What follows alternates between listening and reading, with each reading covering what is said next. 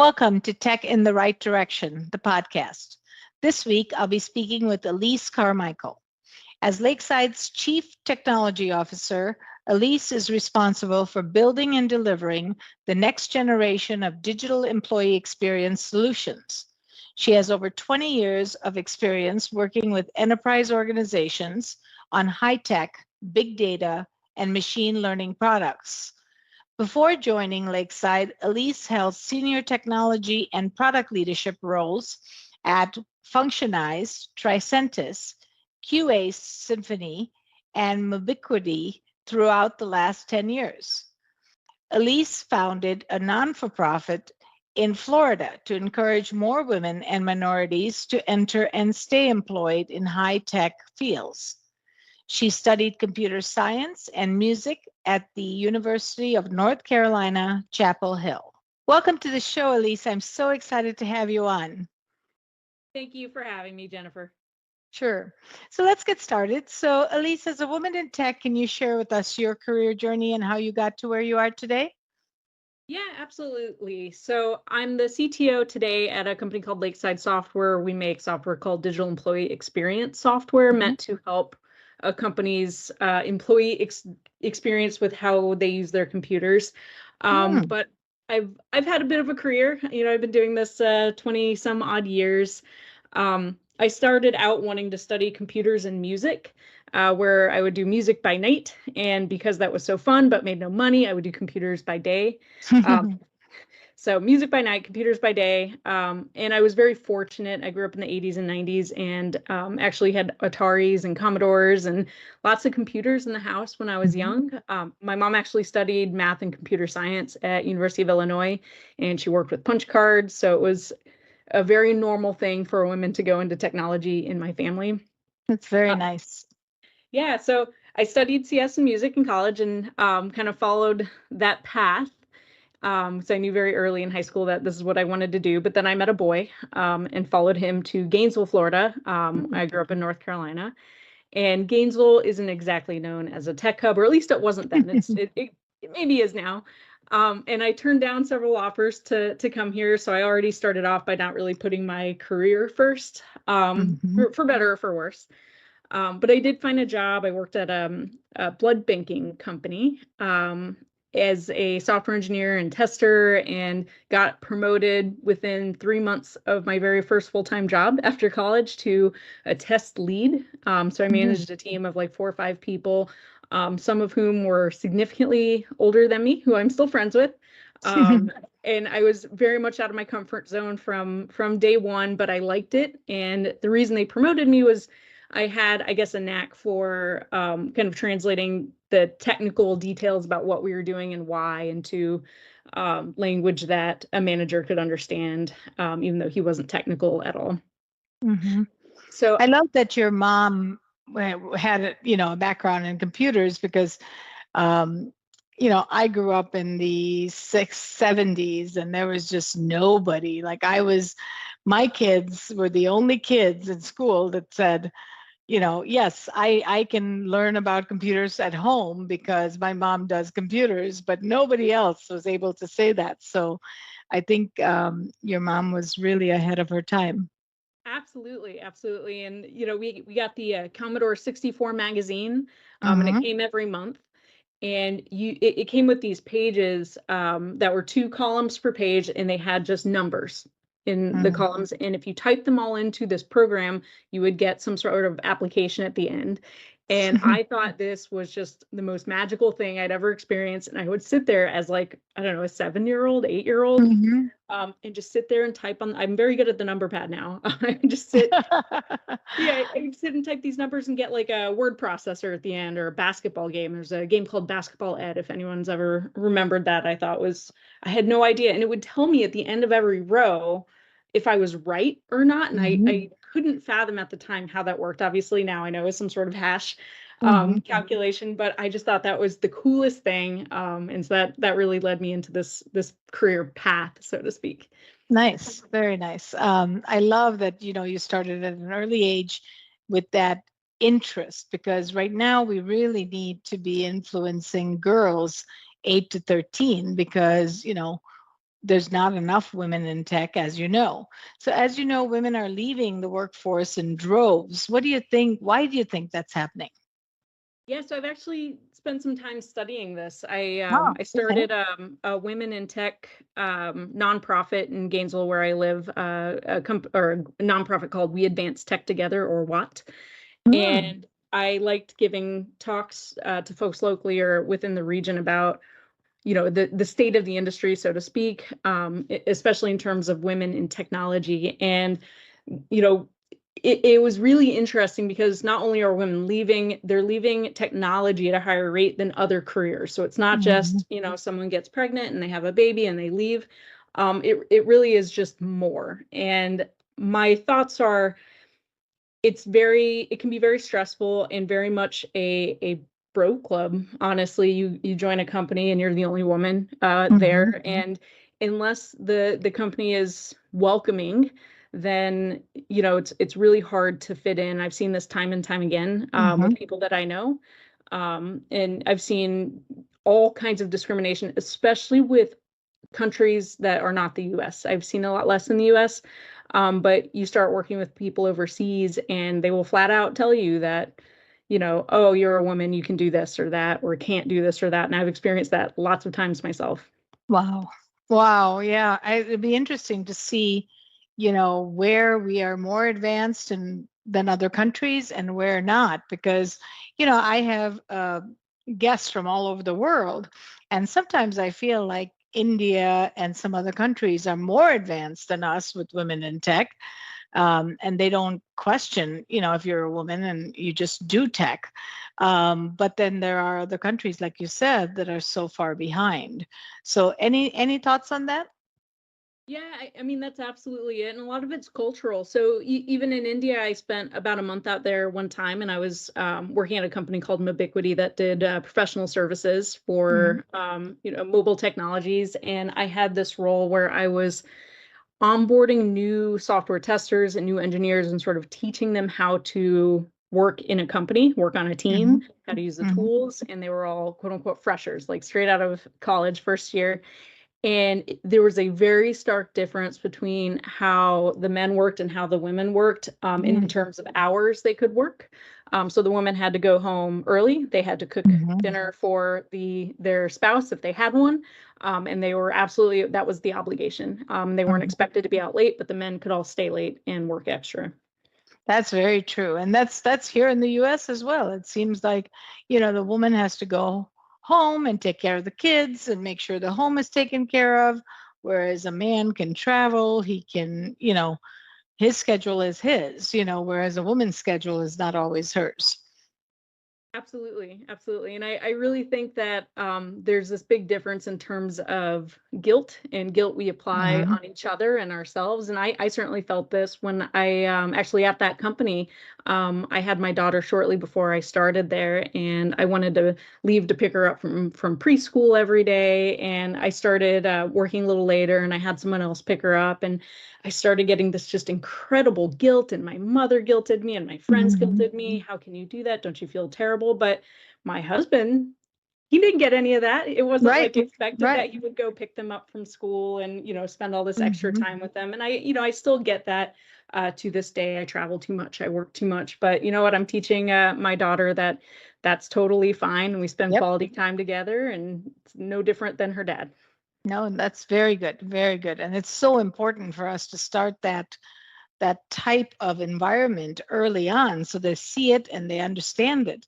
Now, it's interesting because I always took my kids to the bus stop, make sure they got on the bus before I went to work.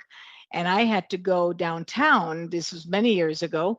And I would always end up at meetings late and I would have to walk in and I would get the stares and like, why are you here late? Can't you show up on time? It wasn't, and they knew I already communicated with them that this was going to be the schedule, but it was so much guilt on my part, but I did it for the kids, but I also got it from work, the other side. Absolutely, absolutely. Yeah, that's really interesting. So, what are some ways that tech companies can be more inclusive of women? I think it's a very difficult question. There's a lot of DEI groups Mm-hmm. to be more inclusive of everyone in general. And I think awareness that, there's a lot of groups that are not in the majority. Not everyone wants to hear about sports or about, the weekend on the golf course. I mean, maybe they do, and you have to read the room a little bit more. Right. Right. And just be more inclusive in general. I think that's a big way to just make sure everyone feels welcome. I know a ton of stories. I have a friend that, started a new company. She's the only woman there, and she's like, no one invited me to lunch, and Mhm. she felt really left out. And I don't know, it's in some ways it's a little bit normal, but she said someone else started and they invited him to lunch. So Mhm. little things like that, I think, would go a long way. Yeah, yeah, yeah. And you need champions and somebody who's going to have your back and somebody that needs that can have your voice, right? Because we need those allies within organizations to help lift us up. Absolutely. Absolutely. I had one person join my team one time, and they said because they would report to a manager who was a woman, and they've never reported to a manager that was a woman, and they said that Mhm. was just a big selling point, that alone. And it's not, if everything were 50-50, it feels like almost a silly reason, and you can look at these things from, 1,000 different directions. But it's nice to have someone in that position that, is like you in some way that you can look up Mhm. to and say, you know what, Mhm. they did it, I can do it. I'm not gonna, I can see that the company is accepting. Yeah, and I've had, all throughout my career, many people who have joined our organization that said that, we really wanted a woman leader, and that's why we wanted to join this organization. And I love that, at least they have that option. So it's awesome. Absolutely. So, I really believe that we need to always lift each other up as women. Um, and what are some of the ways we can empower women in tech so that we are their allies rather than against them? Because a lot of times I will hear stories about, women are not really helping other women grow within the tech industry, and we desperately need that. Absolutely. I mean, I think there's a couple of ways depending on where you are in life. So one big one is we just need more women to get into the field to begin with. Right. We're greatly outnumbered, and it's not really improving and hasn't in quite a while. Hmm. So getting more kids involved, or I taught a mostly women's robotics team, middle school robotics, just to get people exposed to it and say, look, there's women that do this and you can do this too. And it doesn't just have to be boys robotics teams. So that's one way. But another one in the workforce is about recruiting and Hmm. networking. Hmm. There's a fantastic Facebook group called Women in Product, and it's an enormous group of thousands and thousands of people who do this and are in tech. A lot of them have engineering backgrounds or they work on software, and that Hmm. has been an invaluable group in my career from learning and growing. But there's a lot of networking and groups that kind of spin off of that. There's an executive one that I Have really you like being on. received help from that group? Oh, many times, many Good, times. good, very good. So, so that's amazing that women in product group. I would love to look into that because I did not know about that group. So that's really great. And anytime we can, I encourage women to lift other women up, so that we can grow this tech industry with more women. We need that diversity. We need that thought process. We need that collaboration that women bring to the table. So I think it's really important for us to keep that top of mind. Yeah, I absolutely agree. I always say this is kind of funny, is like there's a special place in hell for women who don't help other women. Yeah, So yeah. yeah. Yeah, and I've seen a little bit of, putting people down in Mhm. organizations, and it hasn't been as widespread as I maybe thought it was. I think I've Mhm. seen that in other careers that I've had. I had a bit of an early life crisis where I wanted to go into medicine, and the amount of drama and women putting women Mm. down, I thought was just overwhelming, like making Really? fun of Okay. people who wore and how they did X, Y, and Z. I thankfully haven't seen that as much in tech, but it's Mhm. certainly out. Yeah, it's probably more quiet, but it's there.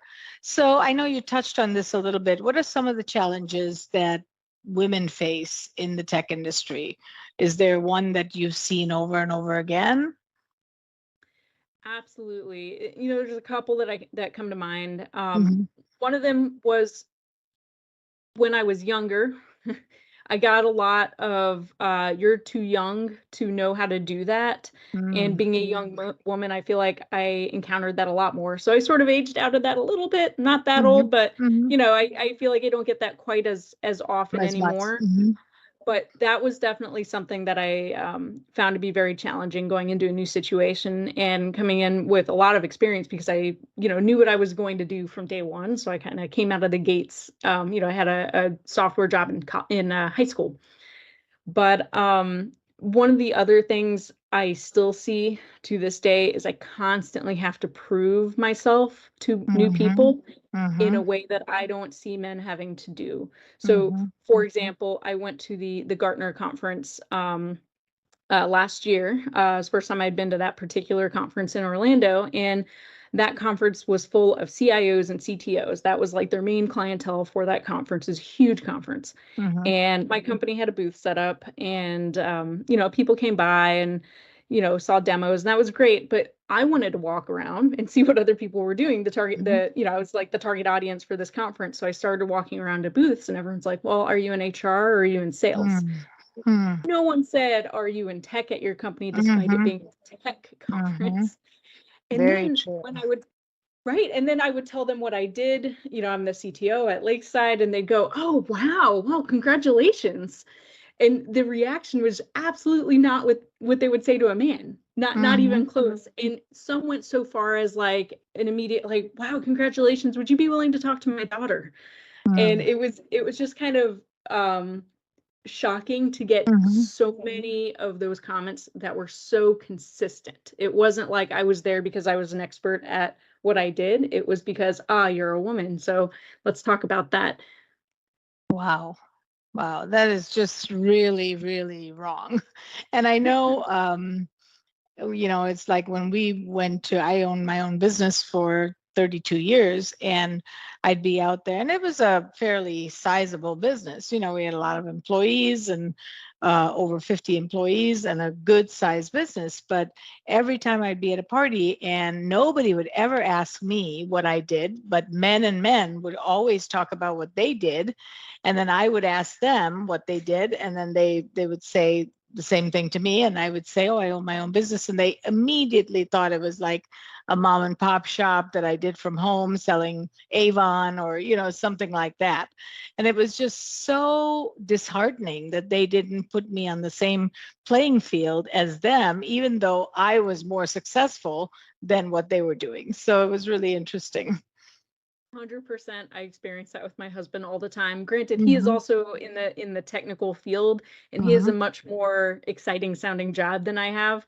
But before people even ask, they never ask me. I just sit there Hmm. and enjoy the conversation, even when the other person's in tech or they're looking for a Right. job. I just sit there until it comes up because Yep.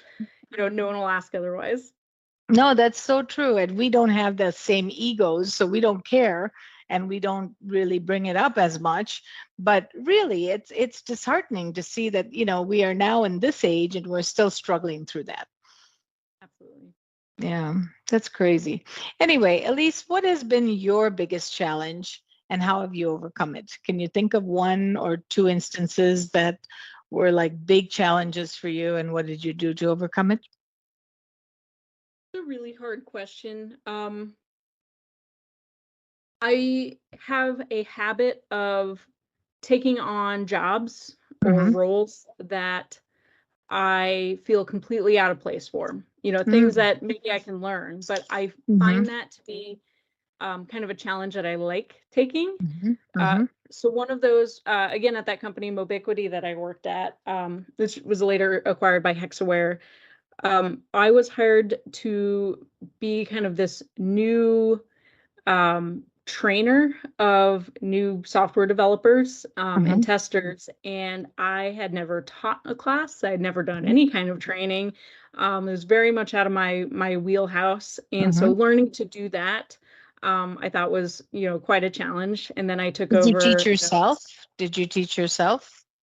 I watched how other people did it. Mm-hmm. I learned about, creating learning objectives and goals. I took Mm-hmm. on the style of who was my boss at that time.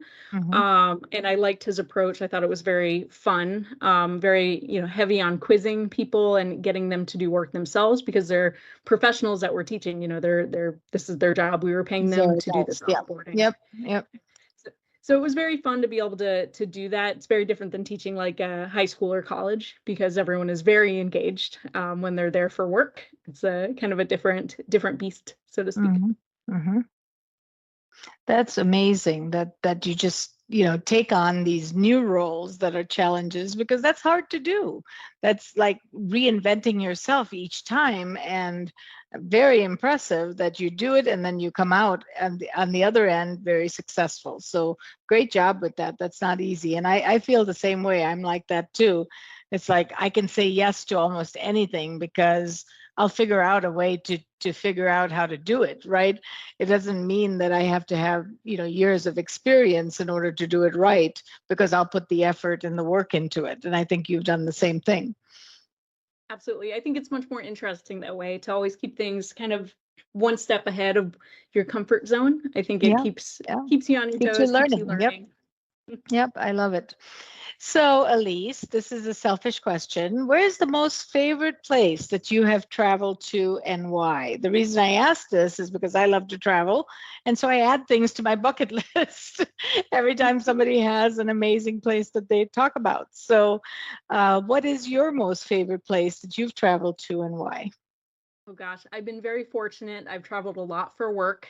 Mm-hmm. So I've been a lot of places. But I think my favorite place is where I went last summer with my sister-in-law. We went to Iceland, Ooh. and it was like being on another planet. I'd never seen Mm. anything like it. The hiking was spectacular. Being able to, you see ice floating around, you see black sand Wow. beaches, you can go stand on a glacier. It's very deadly if you go in the water, it can pull you right under. And it Oh. was so empty. The population is, the population of, the small city I live in for the entire Mm-hmm. country, and the Mm-hmm. size of the country is like the size of West Virginia. And I know it looks much bigger on a map, but it's actually very small because it's at the top of a 2D map, so it's very stretched Mm-hmm. out. Mm-hmm. I actually have what's called a Peters projection map in my Mm-hmm. office that gives you the right relative size of countries, and so it really makes you appreciate how enormous Africa is and how small Russia is compared to what you think. That's amazing. I have heard other people talk about Iceland too. So it's going on my list, definitely, because lately, I would say in the last year or so, I've heard more people traveling to Iceland than ever before. It's like the new, it's like right now I hear a lot of people wanting to go to Portugal, and I am going to plan to go there in October, so it'll be fun. So, yeah, that's great. Wonderful. Where is your favorite place to have visited? I would say my favorite place was Italy, just because we walked everywhere, but then we had these meals that were three-course meals for every meal. The portions were just perfect. We ate anything we wanted, and we still never gained an ounce. I love that because we walked everywhere. The portions were right, and it was very, very awakening to see when we came back to the United States. We went out to breakfast, my husband and I, and it was like the plates were falling over, like potatoes are falling off the plate. I'm thinking, oh my God, our portions are way, way, way too big.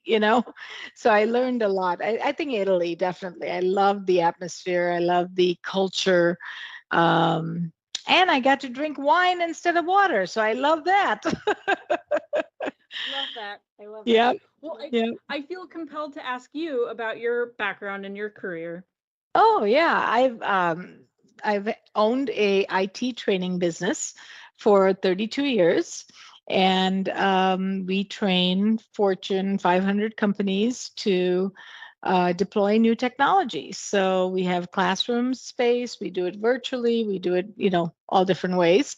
and customers are who pay our paychecks. So we're very, very focused on the customer experience, which is very, very important to me.